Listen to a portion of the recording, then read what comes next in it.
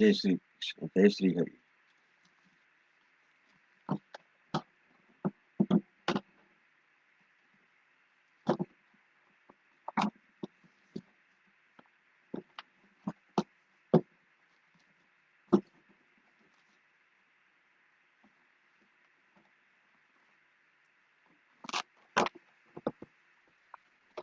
त्वमेव माता च पिता त्वमेव, त्वमेव बन्धुश्च सखा त्वमेव, त्वमेव विद्या द्रविणं त्वमेव, त्वमेव सर्वं मम देव देव। आज म श्री हरिवंश पुराणको 101 दिनमा आइपुगेको छु। अब आज मैं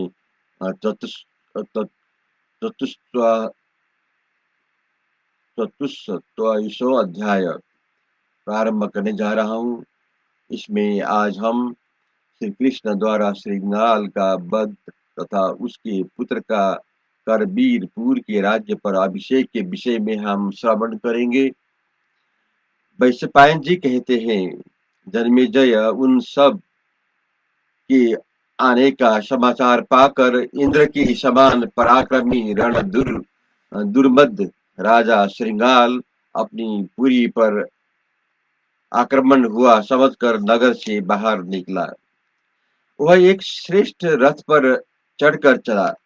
उसका वह रथ सूर्य के समान तेज पुंज से प्रकाशित हो रहा था।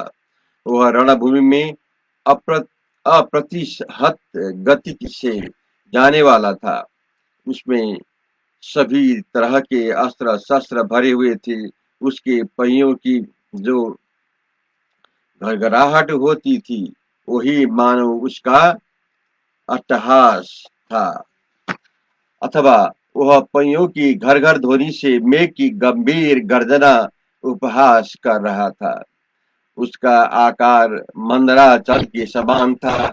उस रथ को विचित्र आभरणों से विभूषित किया गया था। वह अक्षय सायकों से भरे हुए तुरणियों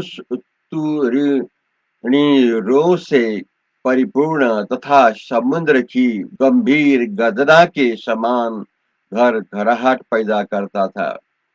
उसमें हर एक रंग के शीघ्रगामी घोड़े जोते हुए थे। वह पर्वत के शिखरों पर भी अटकता नहीं था। उसके कुबर में के भीतर भाग में सोना जड़ा हुआ था। उसका धुरा भी सुदृढ़ था। उस रथ की शोभा बड़ी शोभा हो रही थी।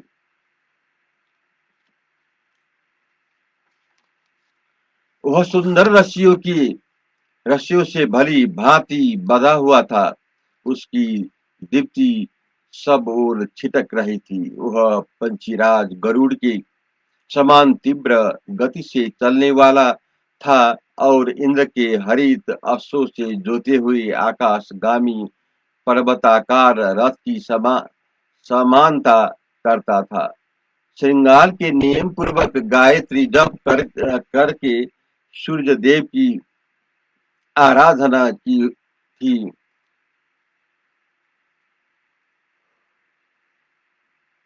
उससे उसका वह नियम पूर्ण होने पर साक्षात भगवान सूर्य ने उसे वह रथ दिया था, जो सूर्य की किरणों के समान सुनहरी बागडोर से उस रथ के घोड़े को काबू में लाया जाता था। शत्रुओं के रथों को नष्ट कर देने वाले उस श्रेष्ठ रथ के द्वारा राजा श्रृंगाल उसी तरह श्री कृष्ण पर चढ़ आया जैसे पतिंगा आकर टूट पड़ता है। उसके हाथों में धनुष और तीव्र धनुष और तीखे बाण शोभा पाते थे। वह कवच धारण करके सोने की माला से विभूषित था। उसकी चादर और पगड़ी श्वेत वर्ण की थी और नेत्र अग्नि के समान चलते से प्रतीत होते थे। वह बारंबार अपने दुस्सह धनुष के हिलाता हुआ उसकी प्रत्यांचा खींचता था तथा और आग की ज्वालाओं से युक्त रोष जनित उच्छ्वास छोड़ जाता था। अपने आभूषण समूहों की प्रभाव से प्रकाशित होकर वो राजा श्रृंगाल मेरु पर्वत के समान शोभा पाता था और रथ पर बैठे हुए गिरिराज सा दृष्टिगोचर होता था। उसकी गर्दन की ध्वनि, रथ के पहियों की घरघराहट और भारीपन से दबी जाती हुई पृथ्वी भयों से आतुर हो डगमगाने लगा।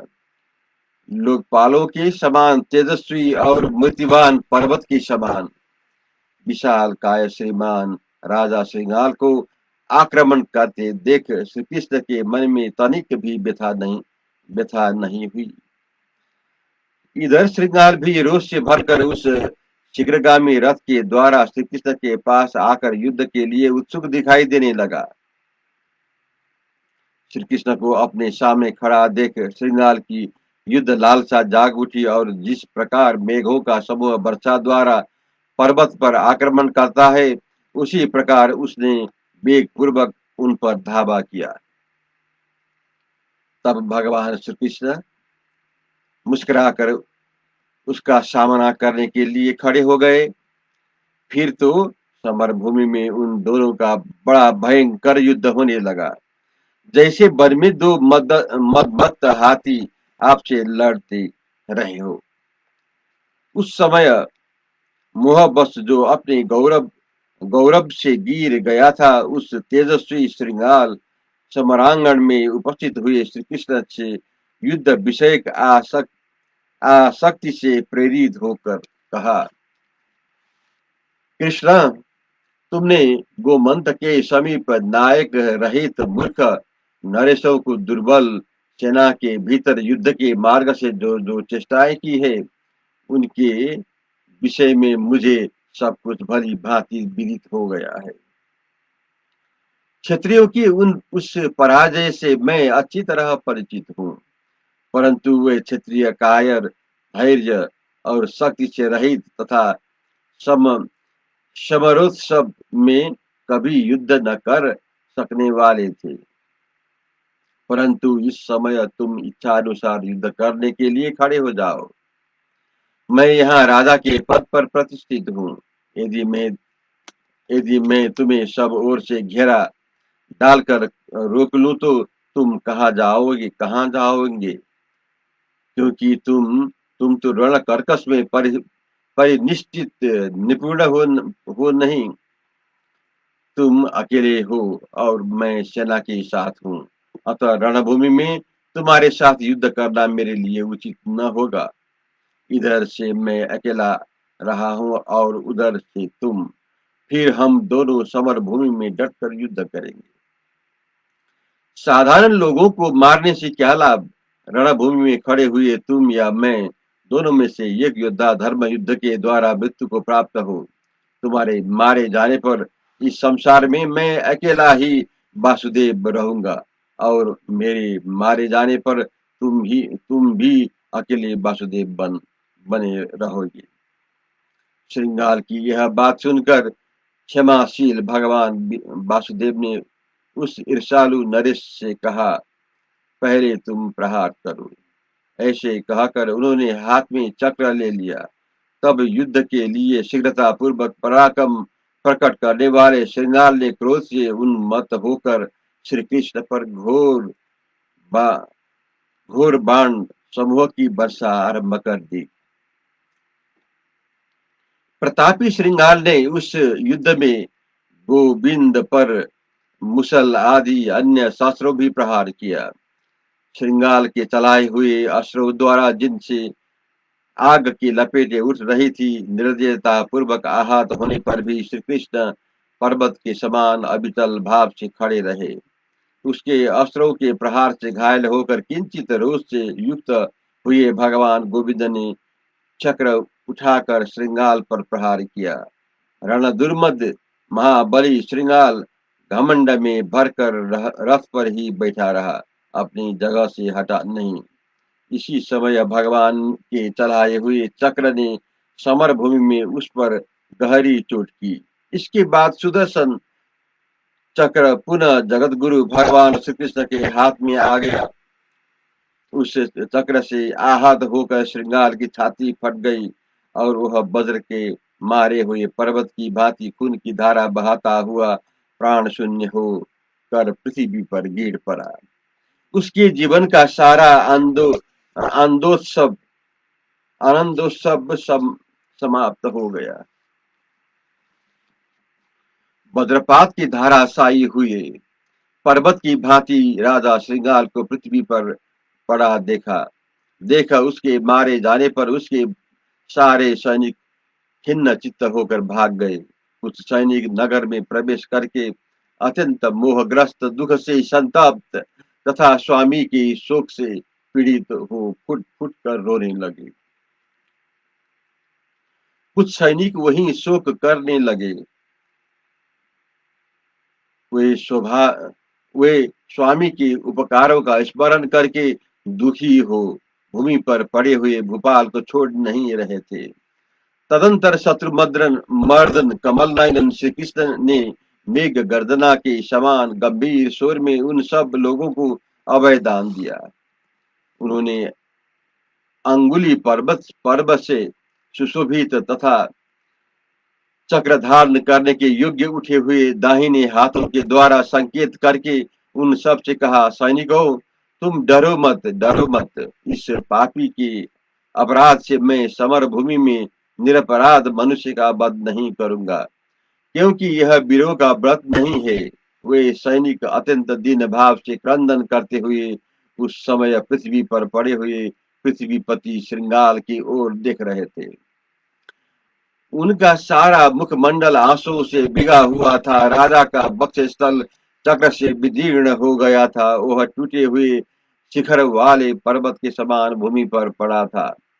वे समस्त सचिव तथा प्रजा वर्ग के लोग शोक को वशीभूत हो नेत्रों से अश्रुपात करते हुए अत्यंत दीन भाव से विलाप करते थे। उन पूर्ववासियों के रोने के शब्द तथा फटे हुए स्वरों से अनिष्ट की आशंका करके राजा श्रृंगार की रानियां भी पुत्र को साथ लिए रोती हुई वहां निकल आई। अपने स्पृहणीय पति भूमिपाल श्रृंगार को वहां धरती पर पड़ा देख वे रानियां अत्यंत आर्त हो अपनी अंगुलियों से स्तनों को नोचती हुई करुण विलाप करने लगी। वे सूर्या अपनी छाती, स्तन और वहां फैले हुए सिर के बालों को भी निर्दयता पूर्वक पीटती हुई पुकार फाड़ फाड़ कर रोने लगी। वे सब रानियां अत्यंत दुख से आतुर और मर्दित हो नेत्रों से आंसू बहाती हुई दोनों बाहें ऊपर उठाकर जड़ से कटी हुई लताओं की भांति राजा की छाती पर गिर पड़ी। उन राजरानियों के आंसू भरे नेत्र जल या ओले से आहत हुए कमलों के समान प्रकाशित होते थे। धरती पर पड़े हुए पति की और देखकर रोती छाती पीटती हुई वे राज पत्नियां करुण विलाप करती हुई शोको द्वार प्रकट करने लगे। उस राजा के बालक पुत्र शक्रदेव को अपने आगे पिता के पास खड़ा करके वे रानियां और दूने बेग से रोने तथा विलाप करने लगी। उस बालक के नेत्रों से भी आंसू बह रहा था। वह बोली, वीर महाराज, यह आपकी पराक्रमी पुत्र अभी बालक है, विद्वान नहीं हो सकता।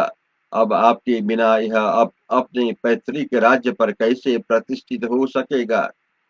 प्राणनाथ, आप अपने अंतपुर की रानियां को सहसा त्याग कर क्यों परलोक को चले गए।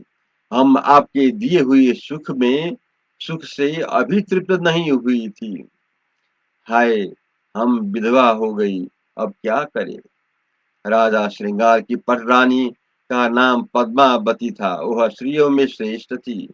पद्मावती रोती हुई अपने पुत्र के साथ ले भगवान वासुदेव के पास गई और बोली, वीर, आपने युद्ध कर्म के द्वारा जिन्हें मार गिराया है, उन्हीं परलोकवासी नरेश का यह पुत्र आपकी शरण में आया है।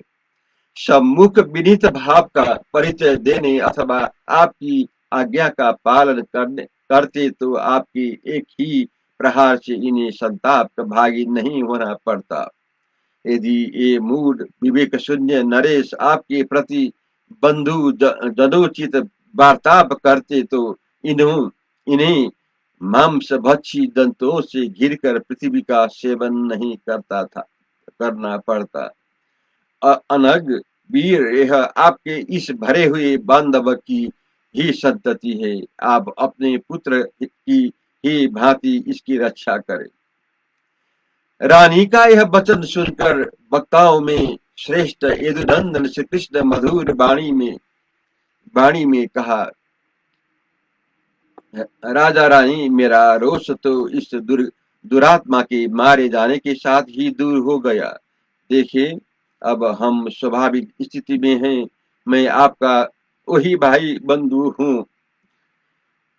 साध्वी रानी, तुम्हारे इन निर्दोष वचनों से मेरा सारा क्रोध दूर हो गया। राजा श्रृंगाल जो यह पुत्र है, यह मेरे लिए भी पुत्र ही समान है, इससे संशय नहीं है। मैं इसके सुख के लिए इसे अभय देने के साथ ही इसका राज्याभिषेक भी कर दूंगा। आप समस्त प्रकृतियों तथा मंत्री और पुरोहित को भी बुलाइए, जिसके आपके इस पुत्र को इस बाप दादाओं के राज्य पर अभिषिक्त कर दिया जाए।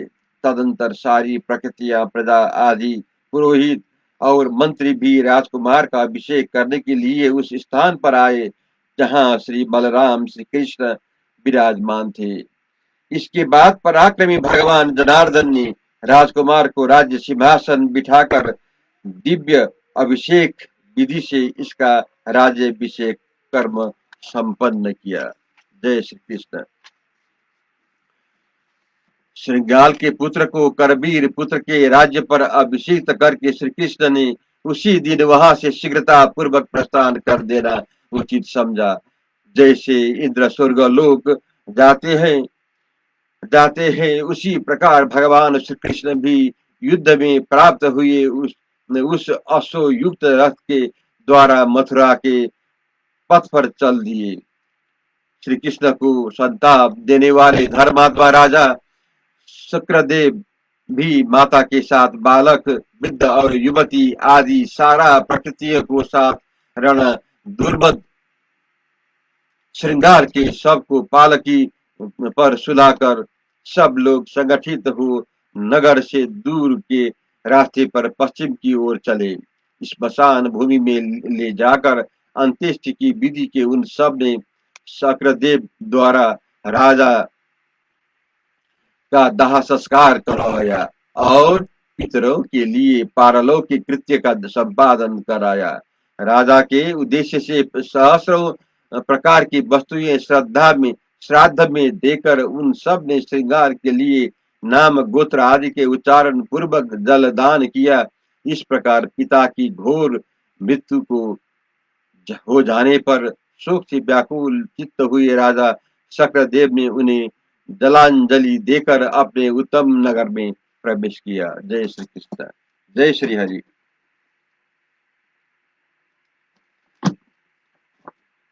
श्री कृष्ण गोविंद हरे मुरारे, हे नाथ नारायण वासुदेव। श्री कृष्ण गोविंद हरे मुरारी, हे नाथ नारायण वासुदेव। जय श्री कृष्ण।